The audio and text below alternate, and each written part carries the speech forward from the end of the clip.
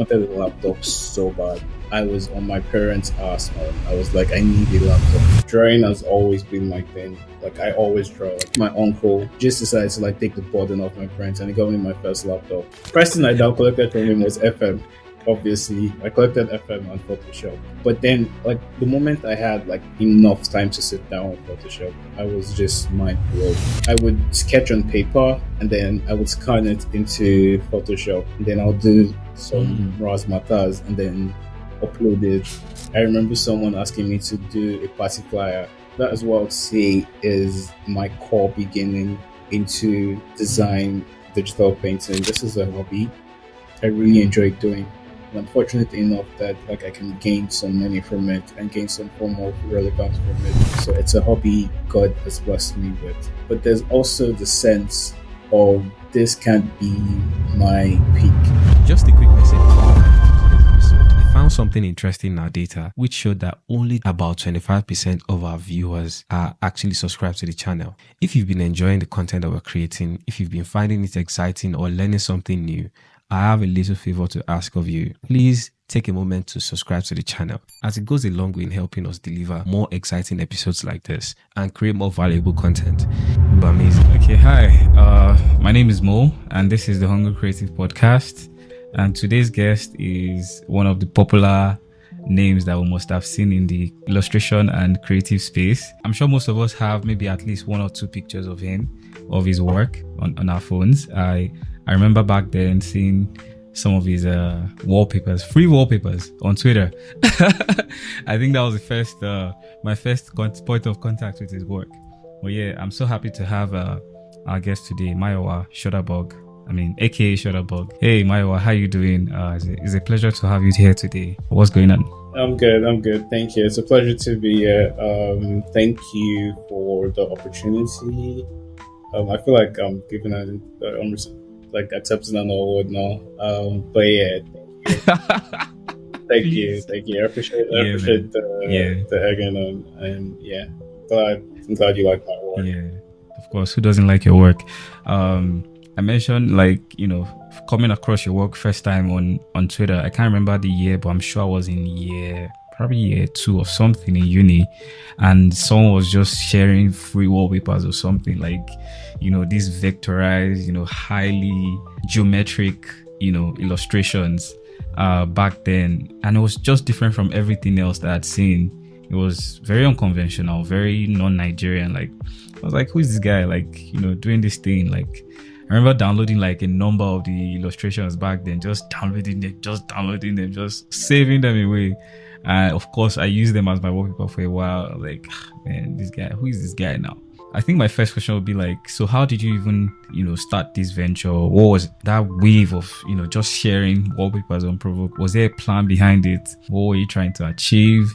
But like, let's even start from the very beginning. How did you even come across illustration? If we go way. That almost carry with. Yeah, because my mind was already going in like different directions. Like, where exactly did I start from? Like, Goa was my first intro into illustration. If you want to try it like way back, I would say like drawing has always been my thing. Like, I always draw. Like, it's always like from primary school up until secondary school, maybe even uni. I was always the guy when, for example, we're having a math class or something. I'm always the guy at the back doodling or something. Doodling, maybe drawing the teacher pointing at the board. That was always my thing. And then it became like, if there was, I remember one time in primary school, I was in my class and I went to a Catholic primary school, and I think some top dog in the Catholic ministry, maybe a cardinal or something, I can't remember, he came to the school, and then out of nowhere, I remember maybe the vice principal or something came to my class and was just like, we need someone who can draw. And like on the spot, everyone just pointed at me like, come on, like that's the guy. Yeah. And of course, I was feeling myself. Unfortunately, though, I messed it up because the vice principal was asked for an artist, but what they really wanted was someone who could paint like I think Nigerian flag or something. And at the time, I just used to draw like with biro and pencils. I wasn't exactly a painter, but the shop called me. They said artist is artist, and I did my best. Artist is artist. You would draw it. I did my best. I think I messed it up, if I'm being honest, but oh my! Probably had me do a bunch of flags, and then all the little kids were started waving the flags when the cardinal was walking through. Yeah, so it's just always been my thing. I didn't study it in uni because I'll admit I was afraid. You know, like just growing up in Nigeria, it's not. I didn't have a me exactly to look up to. There wasn't anyone, so I just had to like do what my parents said. Yeah, I went into uni as I think I was see me saying I think. Yeah, that's how bad uni was. But I studied political science. Yeah, total complete shit. And the craziest part, and I feel like God is funny in kind of a way, just to show me that all I had to do was be brave and focus on the talent He gave me. My faculty and the faculty of arts shared the same compound. So like I would leave my political science classes, and I would see like the arts students, their courses, maybe with sculptures and whatnot. At the time I was acting like, okay, it's cool, but it just used to like shook me a bit that these guys are doing what I should probably be doing. But I found my way eventually though, through graphic design. So while I was in uni, I remember a friend of mine, like not my first intro into a laptop. I remember my dad had one, but it was a really old, like those mainframe type laptops that were just black and white. So they weren't really colored. Wow. Yeah. They were black and white laptops. I think so. I remember it was just, there was no color or shine. It was just very bulk. Damn. Yeah. Okay. But after maybe years after, my friend, a close friend of mine, his dad got him a laptop, and it was like the greatest thing I've ever seen in my life. Although, I'll admit, back then all we used to do was play Football Manager, but it was still crazy. I wanted a laptop so bad. And he went to a private uni, so it was necessary for him. But I went to Unilag. Okay. So, but you did? You went to Unilag? Yeah, I did. And if you know anything about Unilag, most people don't. I mean, most people don't know how to use I went to Unilag, so I know wherever you want to. Yeah. It was. I hate to admit it, but wait, so you're in Faculty of Arts? No. I was in Social Sciences, but it's the same. Yeah, within the same compound. With not Faculty of Arts, just I don't know what it's called, but creative.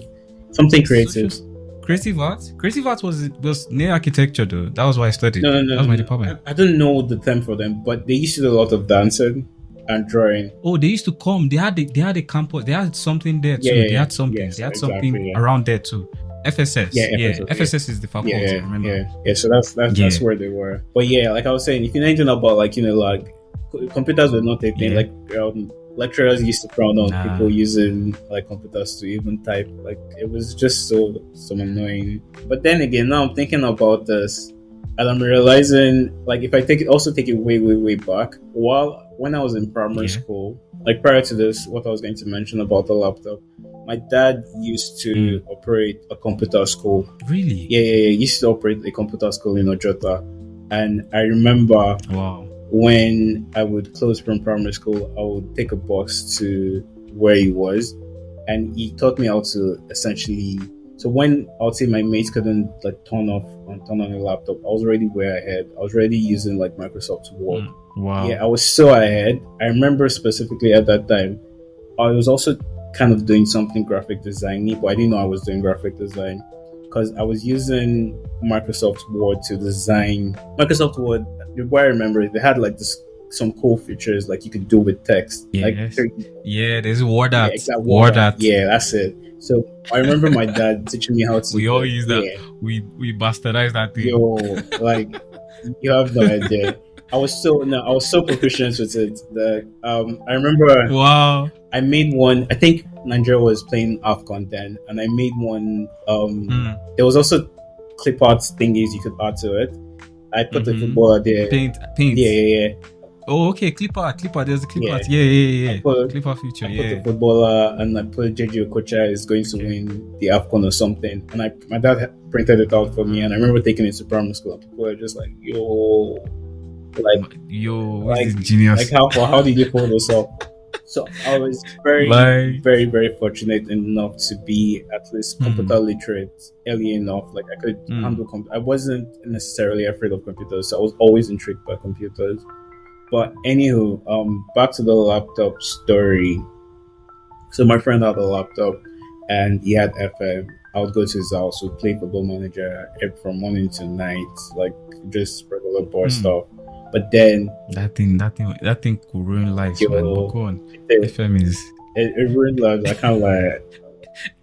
I know. I can't tell you how many lectures I skipped just because I didn't want to miss the class. FM is so go on. So one day, aside FM, my friend just decides to download Photoshop, and I was in awe. I remember I said, like, I already had a background with Microsoft's Word, like using the paint function and clipboard function. So I kind of knew what I was doing. Like, this was something more revealing. And even now that I think about it, I think my dad tried to show me how to use CorelDRAW then, but more. I was just like, I was too young. I was just like, nah, just give me clip art so I can try. I'm not interested in all this. Like, I see Photoshop, and it wasn't exactly foreign. It was familiar to me, but I was hooked on it. But again, because it's my friend's laptop, and he can't exactly borrow me his laptop home to go and like fiddle with it. So I just had limited time with it. And I remember I was on my parents' ass, man. I was like, I need a laptop. Like, the lecturers, I think I remember lying, like, yo, the lecturers said, if you don't have like laptops, you're going to fail. Like, I need it for advanced computing. So I was just coming up with a lot of crap. But fortunately, my light got on shot, and I think my uncle had me, and he just decided to like take the burden off my parents, and he got me my first laptop. Wow. Yeah. And you should have seen the speed. Like, I ran to my guy. Of course, first thing I down collected from him was FM, obviously. But then I collected Photoshop. Damn. No, it was just Photoshop. I collected FM and Photoshop. But then, like, the moment I had like enough time to sit down with Photoshop, I was just mind blown. The first thing I fiddled with were the filters in Photoshop. So I'll take pictures of myself. I just kept doing stuff. I remember I would draw. My uncle also got me a printer and scanner. So I would sketch out. Wow. Yeah, I would sketch. Went the full length. He went like really big up to the guy. That's why. Full yard. Yeah. Full 9 yards. He has me for life. Because honestly, I'm really grateful to him for this journey. And so I would sketch on paper, and then I would scan it into Photoshop, and then I'll do some razzmatazz and then upload it. And I would the first people set up to take advantage of me were my friends, because from that they saw it. I think I remember someone asking me to do a party flyer for him, and then like that. That is what I would say is my core beginning into design. Digital painting and digital art. Like, that was essentially my first gig. I didn't get paid for it, but it was my first gig. Yeah, so you were paid in thanks. In thanks, man. In thanks. I was charging what 65K. There's some people I follow that owe me 10K for the party designs I did. Like, if I already told them, you guys pay up, man. Yeah, I told them some sites moments with it. But all through uni. Yeah, that became my escape. I didn't like what I was studying, but I just became the particular guy in Unilag. People would call. Probably saw your party flyer and didn't even know you then. Probably. I think another thing I even noticed is that there's a very distinct language in your style, in your work, right? I think one common denominator in your work is should I say it's a vernacular language? There's a particular story you're trying to tell. And I noticed it from the very get-go. I think now it's even more prominent. You've done some series. I could go on talking about your work, right? The moment I see your work, without any doubt, I know this is Shutabug, right? Nobody else has like, maybe if you would try to like create something similar, but you have a very distinct style, and then your captions even now corroborate it. Yeah. So I have some of your illustrations here. There's one you said home service 2K. I'm like, okay. You said another one. You said no, the Lukuche face. Yeah. Then one of your latest ones says Francis. Just put a full stop to it. There's something going on here. So can you tell us about it? What's going on here? Oh my yummy. Like I could go on, sister me, like Yeah. tell us about this. Like the best way I describe myself, especially growing up, is so there's Paul's first album, What's Up Guy. One of my favorite albums. Like the very first, I saw you illustrating that. Yeah, the very first track, the intro, is doing this comical. You know when Pauls does his comical Yoruba. Yeah, he does this satire Yoruba thing. So he's introducing himself, and he's like, there's this guy, although he's an Ajebota, but the way he speaks or the way he carries himself, you can tell that there's some. I'm butchering how he said it, but the way he was phrasing it, like you can essentially tell that there's a bit of Ajekpako inside him. He's not a full-blown Ajebota. That's how I like to describe it. So I think when people see me, like even up until today, people just automatically assume like I had an easy life, quote unquote. Like I grew up around like luxury or something. I've never known luxury, and it doesn't help the fact that I'm the only child. So like there's this common denominator that I've been spoiled from the jump and from the get. Okay. The thing people don't see is that I would say I grew up in the ghetto, but I was around it, and it's something that has essentially shaped my life. Like it became a thing where a good analogy is so I grew up in K2, and I grew up in the place I grew up in. It was kind of like a military barracks, but it wasn't a barracks, but it was just like a mix of different people and different cultures, and of course there were lots of bad influences. It wasn't the worst, but there was a lot of violence there. So I remember going to school sometimes in the morning after like some OPC boys had fought, and I'll see bottles and blood on the streets. And even people I was living with, some people were obviously wealthy, but most people were just like trying to fend for themselves, like trying to like just survive. Like, so I had that reality, and then I had the reality where I'm going to this private school all the way in Maryland, this private Catholic school all the way in Maryland, filled with children that are going to London for their holidays. The children are watching Cartoon Network. Like they have like a totally different. Their reality is totally different from mine. But I found that I had to blend into both like sets of people. Like I can't come from my primary school and meet people that are watching Papa Ajasco and start talking about Samurai Jack with them. Same way, I can't go to my primary school and start talking about like, oh, did you see that OPC fight? I had the bottle on Uncle Kamaru's head. Like it was just two different realities. Basically. There was also the fact that my parents, I don't know if they did it intentionally, but during like long holidays, my parents would do this thing where they would send me to my cousins to stay. And I had like rich cousins. I had, I guess you'd say normal cousins, and I had like Bariga cousins. That's what I would say.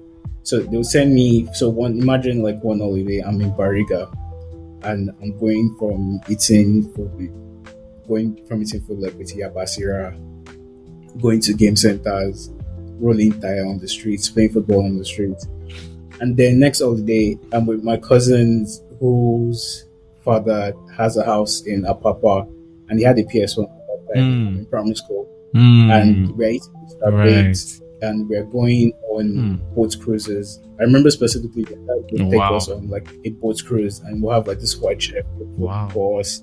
That's a huge contrast. Yeah, and I'm like, so it was always very, very confusing to me. Like I didn't know exactly how to act. Like, are we rich or are we not rich? Are we poor? Like what is going on here? Like it was just what's going on? It was very, but like I say all that because I now realize how much it has influenced me, like my day to day. So I've gone from entering downfalls and hopping on peps, and I was very comfortable with it, to my current reality where I'm more comfortable in cars and whatnot. But like that, having to shift from one reality to another, I'm like almost like a social chameleon, like for lack of a better word. Like I can just blend seamlessly. I can't tell you how many encounters I've had with admirers. Like admirers. I can imagine. I can imagine. And I'm just like with the work you do, with the things, your projects. I was gonna touch on it. I was gonna go there. I'm still gonna go there. But, like it's my reality, and I don't feel uncomfortable. Like I know people that will be. I've been in scenarios where like 30 boys have gathered me, and they're like, "Oh, Mo, you need to drop something," and I'm just. Even normally you'd be like, "Oh shit, I need to be." People would think I would probably be afraid and be like, "Oh, panicking." Yeah, panic just a bit. But I'm so used to them. Like I've grown up with guys like this. Literally, I've seen them like go from fighting to playing ball with each other. So it's almost like, I'm like, what are you on? I understand you. Like, why are you trying to? Like, why are you trying to override me? I know what is going on here, and then we relate. Yeah. So it's just what I've then done is like with all these experiences, I just try to tell a story with them essentially, and that's what you see in my paintings and my illustration. Honestly, when I started that journey, I wasn't necessarily trying to tell people stories about themselves or make people see things they can relate with. I was just like essentially putting down my reality on paper. But I found that my reality happens to be the reality of more than enough people, especially in Lagos, even outside Lagos. Like I remember one painting I did about traffic. I think it was about traffic jam, and how everywhere was blocked and everything. And I remember I had people from Pakistan or India, and they were like, yeah. Like I have a story. People were just putting up their stories of how they've been stuck in something very similar. Wow. So I find that very, very, very endearing, and like that's what I try to. The fact that I'm just telling my stories and people can relate with them is honestly the best thing that could happen to me. Wow, such a story. Now everything is starting to connect and make sense. Yeah. Recently, you've now gone into different things. Like, I feel like I was saying earlier that your style has kind of evolved over the years. And there was even a period, I think, like they kind of like, should I say, you just archived things. Like you just archived away. I think there was even a period when you you just ghosted. Yeah. And people were like, where's Shutabug? So like, what happened? Where were you, bro? That was the Kamaru versus the world phase of mine. Okay. So honestly, what happened was, I think I kind of got exhausted with social media. I was coming from a period. I think what happened prior to that, there was this NFT boom, and I was in that space. I was like always creating and whatnot, and I think I realized at some point I was creating for other people. I wasn't necessarily creating because I enjoyed or I liked what I was putting out. I was just creating because people would see the paintings and say, "Oh, I like this," and I think it's cool. So I decided to actually be an artist. Like, so the artists I know, they don't exactly create for, like, they might eventually put out their work for eyes to see, but more often than not, like, your favorite artist you could go like a year or two without seeing anything from them. Like, they're not avid social media. They don't do it for social media guys. Like, they create because they want to create. So what I did, I think I was offline for about 6 months. I kind of like probably one of the best 6 months of my life because there was honestly no pressure. Wow. And that's when I started conceptualizing the camera versus the world story. And it was such a beautiful space to be in, I can't lie. And I'm tempted to want to go back sometimes. Like, I flirt with the idea, but I can never fully commit.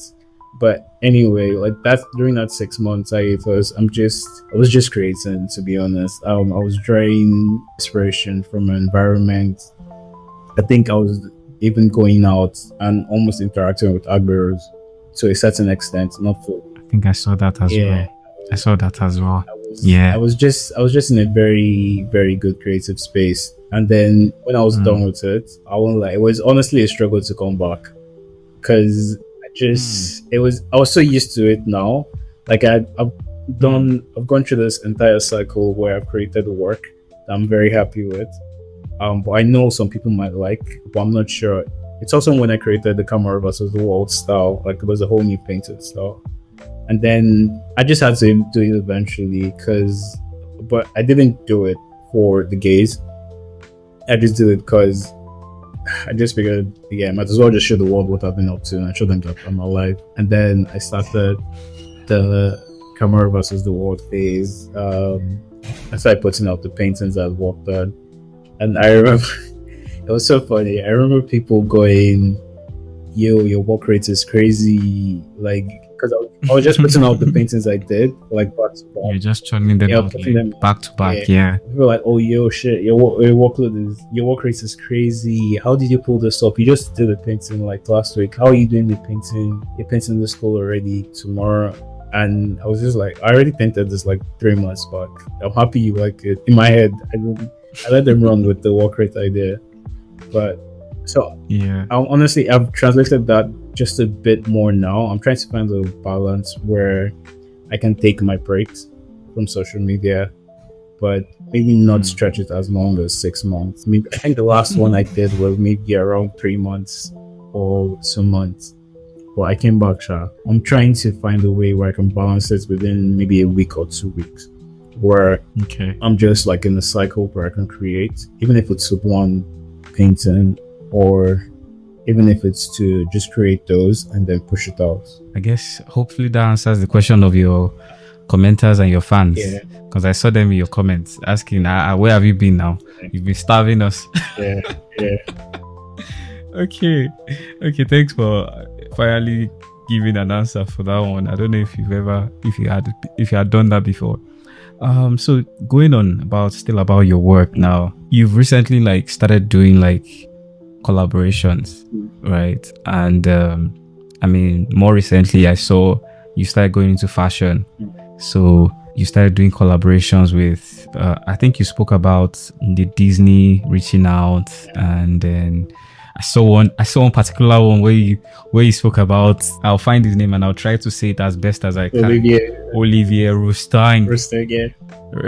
I was on a call with you, and I don't know what you guys discussed, but it's basically validating your work, right? Telling you that he's a fan of your work. And I remember from that story, or from that post, you were like, like, it gave you some kind of confidence or something, and then you went on, like, doing something. So I want you to tell that story yourself. What really happened? I mean, how did you even start exploring, like, going into something like that, right? What was that experience like for you, getting that validation from someone like him, someone like Disney even reaching out in the first place, and then someone like that, the whole Balmain creative director, what was that experience like? Tell us. Well, where do I start from? I can't. So first, it was, funny thing is, the painting that he was referring to, that, like, he was so in love with, was a painting about an Agbero. And I won't lie, it was what and in my head I was just like, like, this is a dog, right? I didn't say that, but I'm painting someone that probably if you saw him in person, you'd probably just, like, not want to interact with him. Like, the inspiration behind this, and it was also one of the very surreal moments where I'm like, okay, I might think this is personal work, but my work does translate. People, what I see and what people see are two different things. I'm doing personal work. I think is, obviously, I'm trying to feed my own ego and say like this is the best work I've done. But some people might see that and have a different story to tell about it. I'm thinking like this is the one Agberu I'm drawing, this is one dog I'm drawing. Yeah. But I don't know his story. I don't know, maybe if he grew up just like how I said I grew up, if he had to combine like two different lifestyles, maybe he has seen people like this and can relate to it. It was just a very humbling moment for me, like, okay, your work does actually translate differently, so you shouldn't like think too little about your work. You shouldn't say this is just an Agberu or this is just a downfall. I guess how that came about, I think the initial contact with Disney happened when Mayowa Alabi, although I can't break the news just yet, but like really exciting news with him. I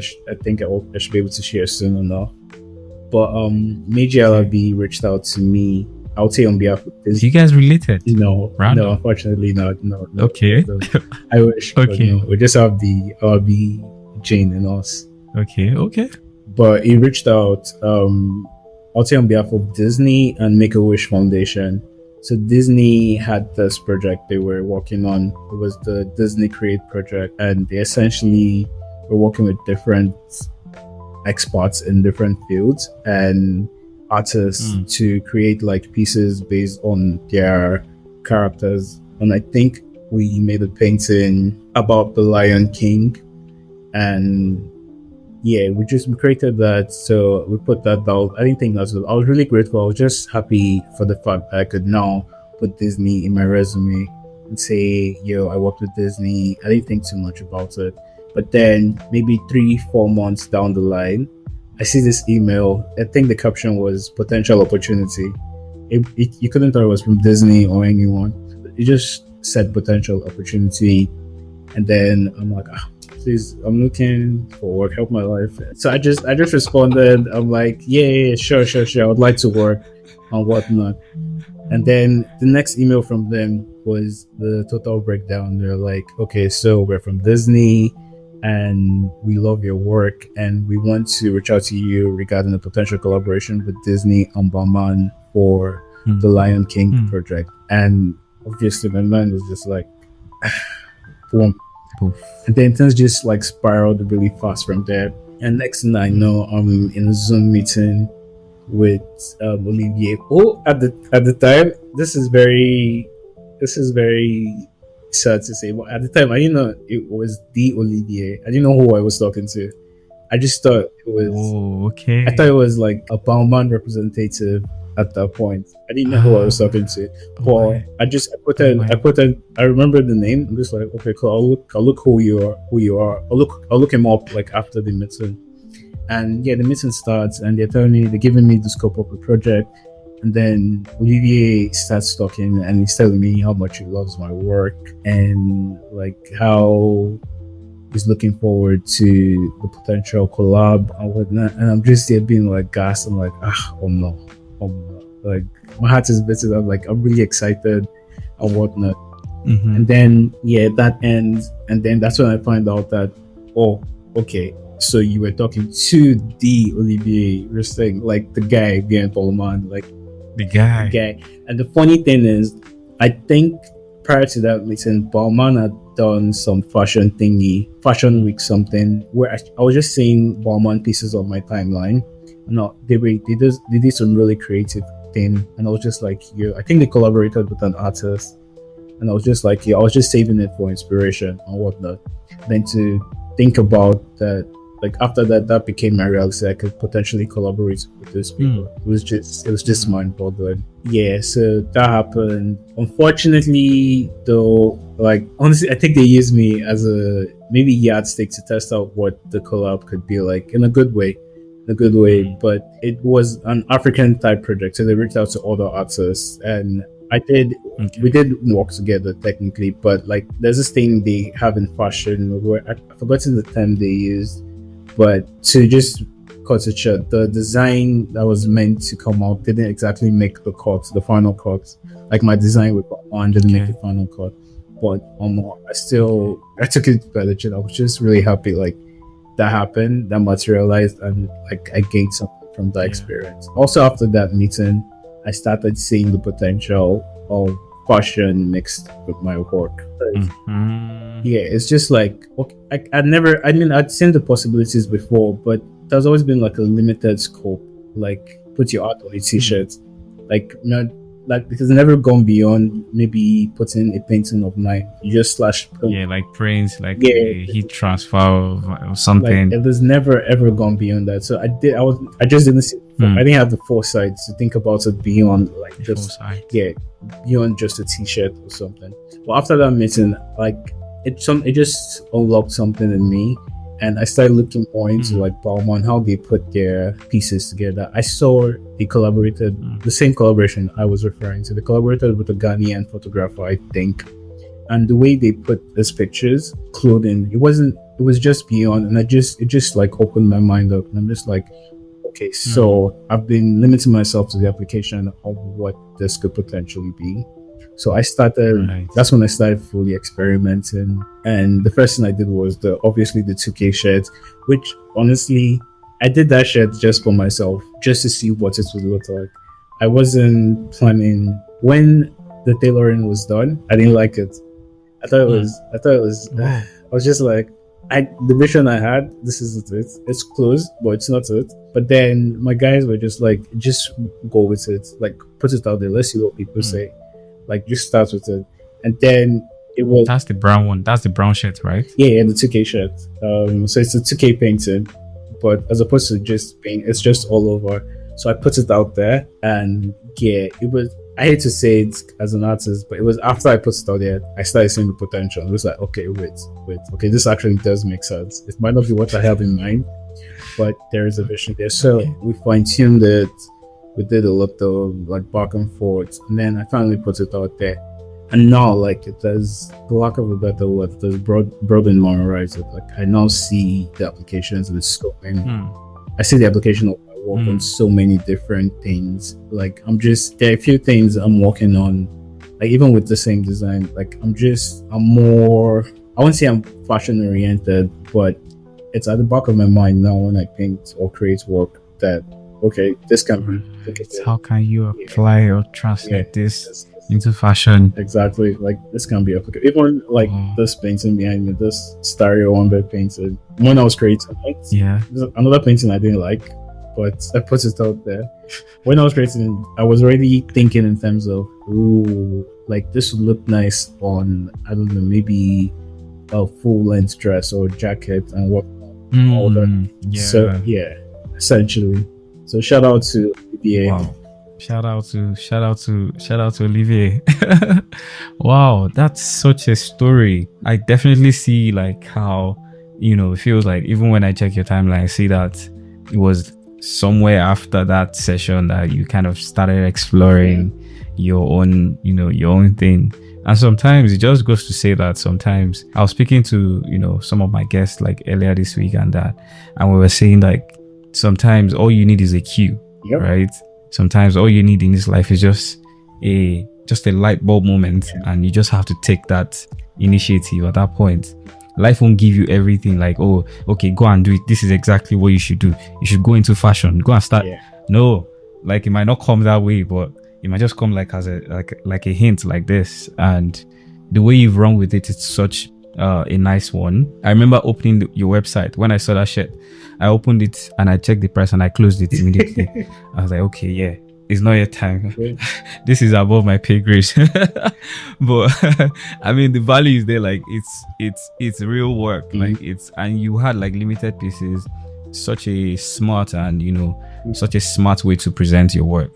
And I feel like even now, designers or illustrators or artists can take inspiration from your work, not just as, oh, I can be an illustrator. You can even take it further into becoming like a business, because this could become like a generational business. This could be something that you have like selling, in stores worldwide, and retailing and whatever, collaborating with brands and so on and so forth. Similar to what his name is eluding me right now. He draws with white ink. He's in the US, he's in New York. Remind me his name. No, it's not Kanye. I know what you're referring to. He draws on people's bodies. Yes. And it's a very Nigerian name. Is it Alaolo? Is a Nigerian name. Why Laolu Yeah. Shebanjo. Yeah, Laolu Shebanjo, exactly. So similar to someone like Laolu, who has gone from also just, being that illustrator, started drawing on, items or people, and then has gone into like collaborating with brands. I think he did like a perfume line collaboration. He did like a syrup collaboration as well with was it Ciroc or was it, I think, one of those cognac brands, so it just goes to say that sometimes we limit ourselves to just, okay, we are creators, we are designers, but it goes beyond that. Our work can really even translate into other mediums, other, expressions that can even push that narrative and even give us even more money, essentially, at the end of the day. So I think that's a good one. And for anyone thinking about like, okay, what do you want to become? An artist? Oh, artists don't really make money, because no, like this is an example of, art can really bring you a lot of money, even from Nigeria. So one shouldn't limit themselves. We shouldn't limit ourselves to, oh, okay, what does art have to offer me? If I become an artist, what do I stop selling paintings and stuff? But I think your story just goes to say how far, art can really go, just being intentional as well and taking that inspiration from other people. I have a question for you when it comes to your work. It's still relating to the last story you spoke about, and you mentioned like getting like some kind of validation. You also mentioned that some of the work that people were loving were work that you didn't even like you're not convinced about them, right? And I want to ask this question because I know this is something that a lot of creatives struggle with, and this is self-doubt, right? So I mean, most creatives were like the biggest critics of ourselves. Personally, I've had that experience. I've criticized myself a lot. Even what I'm doing right now, sometimes I'm still hard on myself. I'm still like second guessing it. So for you as a creative, have you ever had challenges with self-doubt? Yes and no. So I'm kind of wired in such a way that my default is, I think I'm that guy. Which do I put that guy? It's like, it's a sort of brag. It's also a reminder to myself. I've had moments where I'm like, am I really that guy? But like, I think I put that up just as a reminder that anytime I said, like, outside of myself, my work is really like, it's an embodiment on its own, and my work really is that good.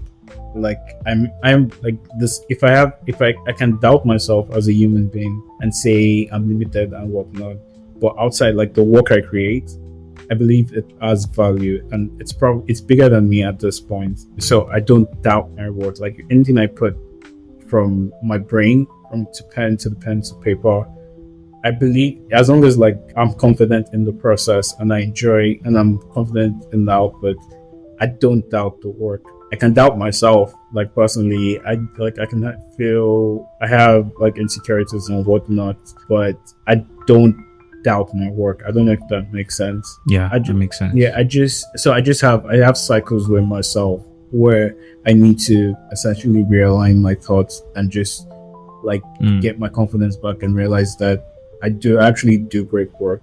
But they're just they're blips. I'll call them blips. They just happen every now and then.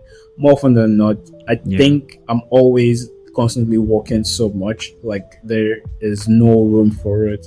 The only time it creeps up is when I don't know what to do.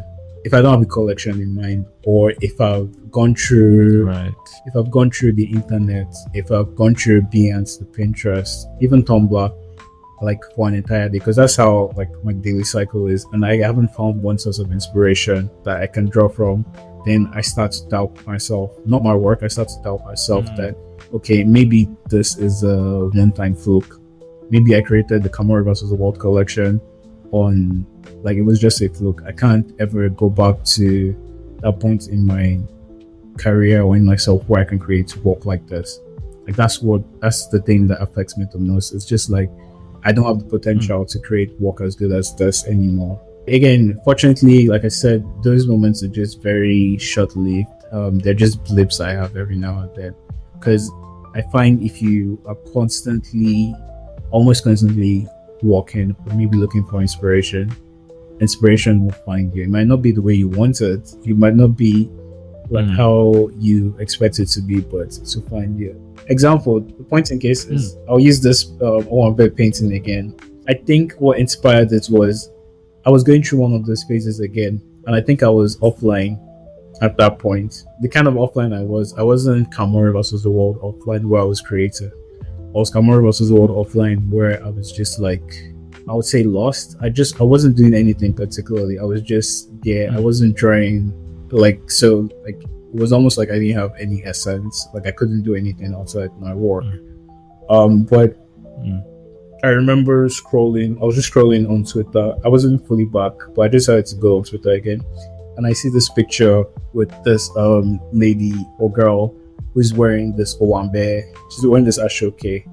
But I'm looking at it. I'm like, I mean, she probably can't see it, but in my eyes, I'm seeing like Van Gogh's painting in this dress. Then it hits me. I'm like, what if like Van Gogh was actually inspired by a Nigerian lady wearing an ashoke and decided to paint the starry night. I just went to work and I created that, and like from there it just started flowing, and I started creating the things I wanted to create. So it's just a small, more or less like that for me. I feel like you have some stories to share with us. Like, what are those experiences like with downfall drivers, with Agberos? Like, you know, you mentioned like you were surrounded by like 30 people. Like, bro, how was that like? So the one with the 30 boys, I think that happened at Yanoworo. I had this idea where there's this bridge, this pedestrian bridge I'd been seeing, and I wanted to get like a drone shot from the bridge. Obviously, I won't say I'm in my Ajekpako era, but back like in the days where I was struggling, typically I would just enter a bus, wear shorts, like I was going to be dressed in such a way that I wouldn't have had that encounter. But because this time I'm so comfortable, I drove my car to that place. First mistake. Yeah. So I drove mistake no one. First mistake. I drove my car to that the area. I think it's a little stadium. I drove my car, I drove inside. Immediately I entered and I came out of the car. They sighted me. Like 5 of them sighted me. Like they walked past. Fresh meat. Yeah, they walked past, they came back, they're like, Alpha. And I was just like, Alpha, okay. We sight you. I'm like, I see you too, Moreno, so let's carry on. Obviously, they didn't do anything, but like second mistake was the moment I brought out my camera. Like it was a big ass camera. Once you bring out that shit, they're just like, oh yeah, they're like attack.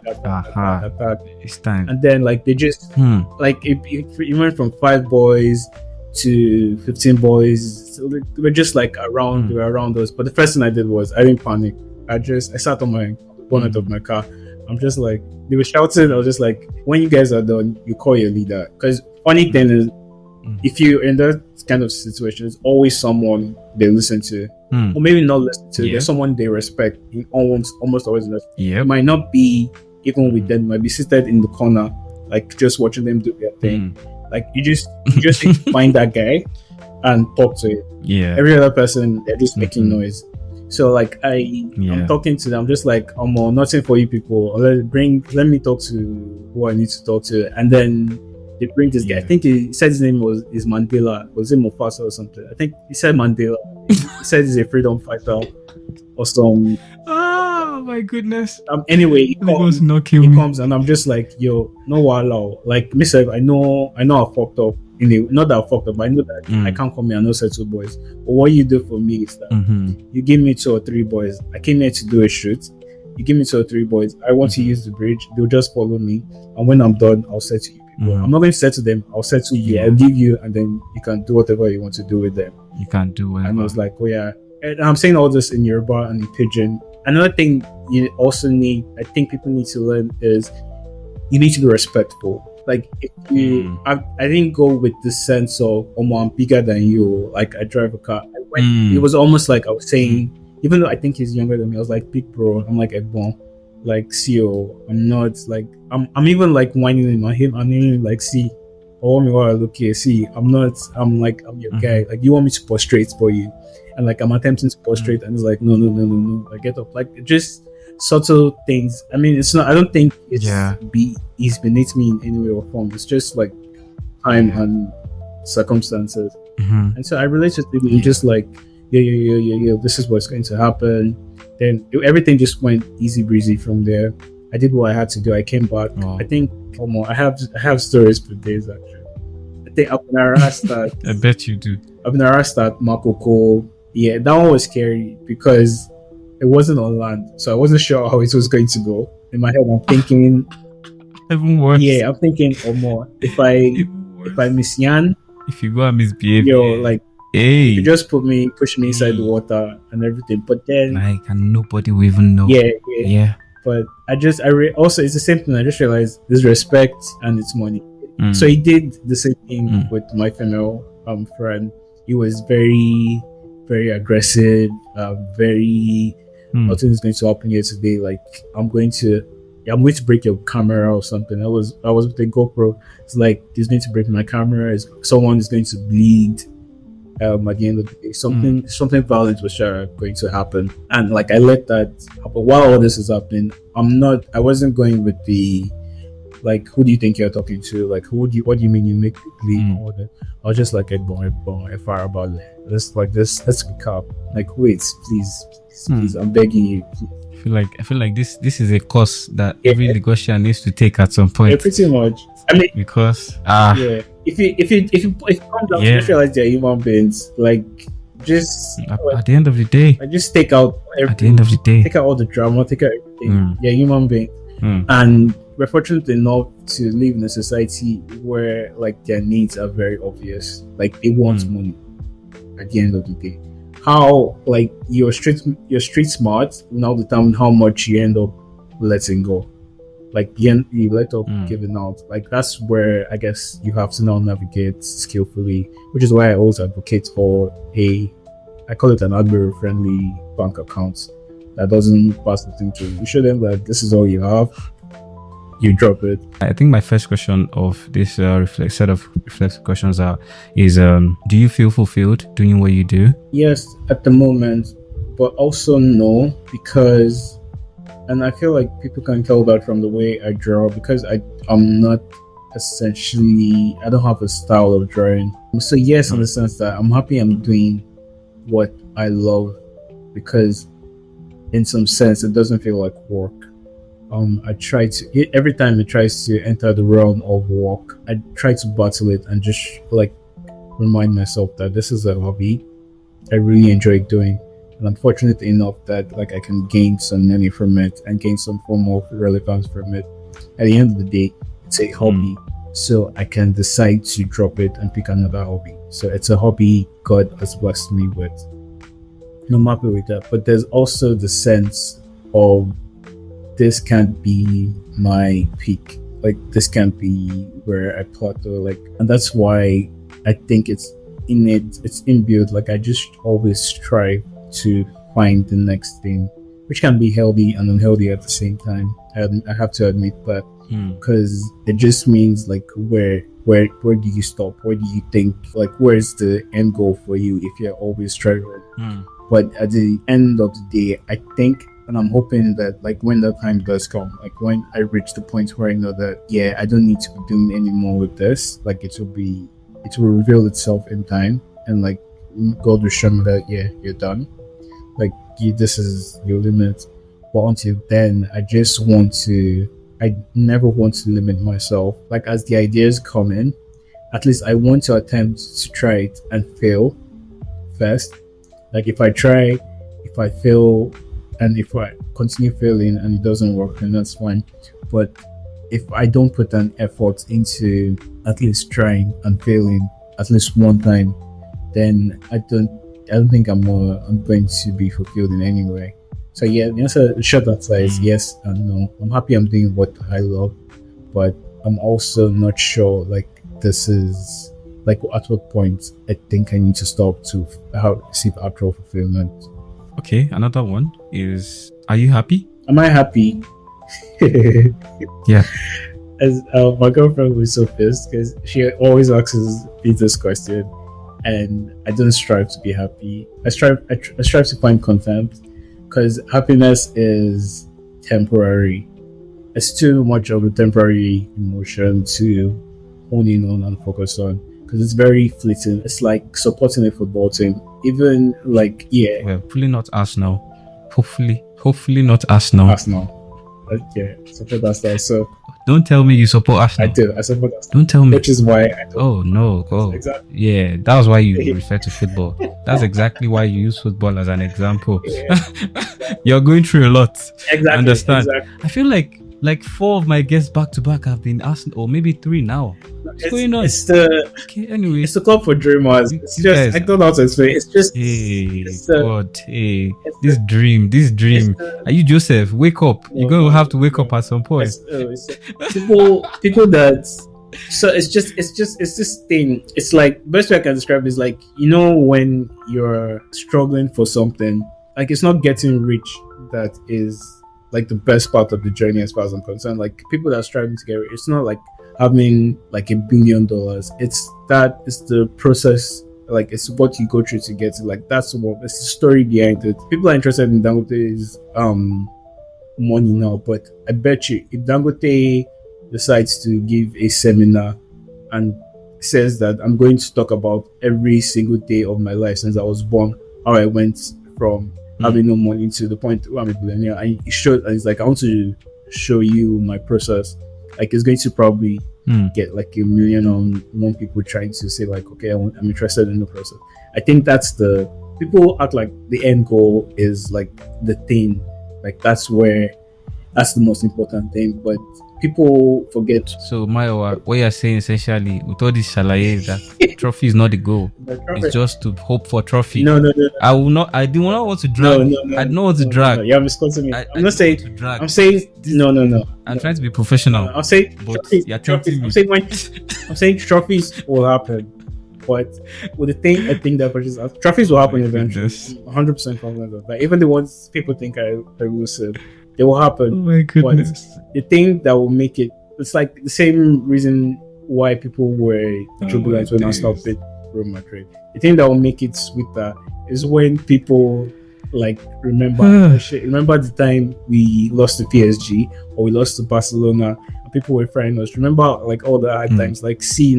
We just had to be patient. I think that's what will make the journey beautiful. It's not that the trophy isn't important, but because we're going through such a terrible patch at the moment, I think it's a testimony, for lack of a better Nigerian word. It's the testimony that is important. It's not the trophy. It's a testimony that we've endured this, but now we have a trophy to show for it. That's what I think, Sha. That's why I won't stop supporting the club. Let me just keep the peace. Let me keep the peace, because just let me keep the peace. That's what I'll say. Okay, I hear you. So Mayowa, it's been nice chatting with you so far. I feel like we haven't touched really on your craft, on the craft of illustration. And as we were speaking earlier, I said I noticed that your style has kind of changed over the years. But even beyond that, right? For an illustrator watching this, what really does it take to be able to hone your craft? What amount of work does it take for maybe someone even thinking of going into it and is just like feels like it's so daunting to see this craft, like to see this quality of work? What would you tell that person that they need to do to be able to get this good, in this work? So the first thing I would say is practice. There's a lot of practice involved. Like it's practice and consistency. It shouldn't. So one thing, like when I'll just use myself as an example. I can't speak for other people, but when I started, like the earlier, like how you said you found me in your second year of uni, like the earlier bits when I was making those vector wallpapers, what I was doing in that time period is I set a goal to come up with an illustration every week. Like it was just a mental goal. I was just like, okay, so I'm seated here. I think like even with work, I still have some free time. I should be able to, even though it takes me a long time, I should be able to at least do one illustration every week and then share it. That was my process at the time.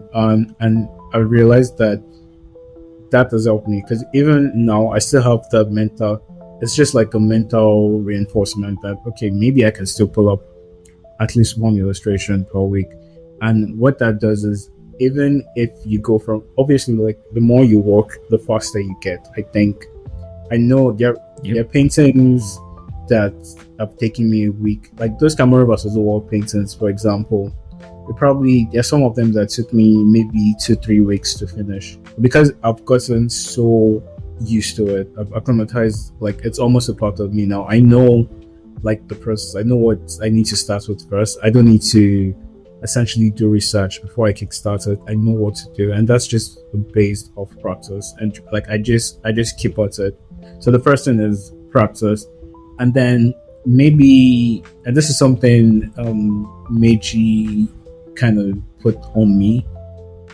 I won't say I need it at this point, but actually I probably do, because I'm trying to transition from an illustrator to like an actual artist, like your Derek Fajeries and co. And those guys, the difference between them is, to an extent, I still create for the internet, but they create for themselves essentially. Like guys like that, they almost have they're known online, but they have no social media presence, like compared to someone like me, for example, who has to tweet.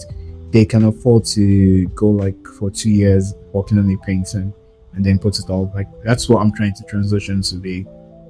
So what Meiji said to me was, you need to find someone to mold yourself after. So I would say for then common illustrators, you need to find like a reference point, and then maybe do your research, see how they started, and it doesn't have to be me. I have people I looked up to when I started initially. I had the likes of Duke's Arts, Duro Arts, those guys. Like they were the people I could see that were doing like really good stuff. So it could be outside of me. You just find people, and then you try to see how exactly they do what they do. How do they get to this point in their lives? If, for example, if someone uses me as a blueprint, they'll obviously see all the things you mentioned. They'll see my vector journey. They'll see the camera versus the world phase. They'll see the channel phases where I was painting black figures. Like I'm fortunate enough that I kind of have these things documented.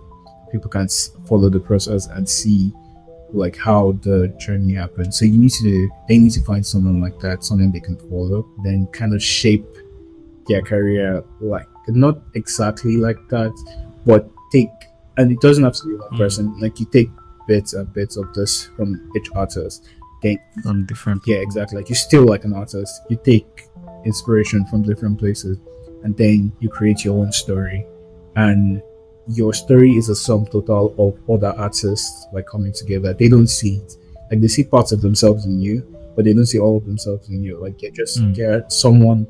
It's exactly how people, like how we are as human beings. We think we're just one person, but we're a sum total of all the experiences we faced. I'm a sum total of the Iberos, the primary school children that went to London, all those things, all those experiences I've had. Like they've shaped me up to be the person I am. So that could also shape me up to be the artist you're meant to be. Right. Yeah, that would be my advice, really.